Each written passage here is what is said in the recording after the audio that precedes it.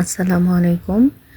আজকে বানিয়েছি আমি মরিচের ভর্তা। তো যেই মরিচের ঝাল কম সেই মরিচটাই সিলেক্ট করা যেতে পারে। তো আমি নিয়েছি আমাদের গার্ডেনের হালাপিনিওস, যেটা আমার মেইন ইনগ্রেডিয়েন্ট আজকে। এটা মূলত আমি বানাবো চিংড়ি মাছ দিয়ে। সাথে নিয়েছি রসুন, বাদাম আর ধনেপাতা। সরিষার তেলটা যখন গরম হয়ে যাবে তখন কেটে রাখা পেঁয়াজ দিব আর সামান্য লবণ দিব, দিয়ে এটা ভালো করে বাদামি করে ভেজে নিব।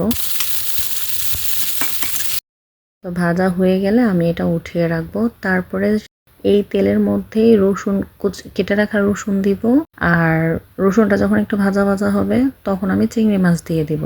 তো চিংড়ি মাছ আর রসুনটা একসাথেই ভাজা ভাজা করব।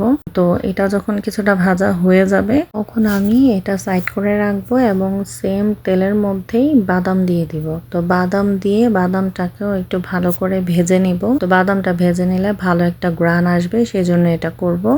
তারপরে আমি কেটে রাখা হালাপিনিওসগুলো দিয়ে দিব। তা হালাপিনিওসগুলো ততক্ষণ পর্যন্ত রান্না করব যতক্ষণ পর্যন্ত এটা সিদ্ধ হয় ততক্ষণ পর্যন্তই রান্না করব।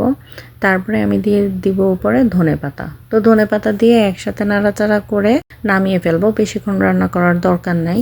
তারপরে তো প্লেটে রেখে ঠান্ডা হতে দিব। ঠান্ডা হলে আমি পাটায় বেটে তারপরে ভর্তা বানিয়ে নিলাম। ভর্তা বানানোর পরে আমি সামান্য সরিষার তেল দিয়ে ভর্তার সাথে মাখিয়ে নিলাম।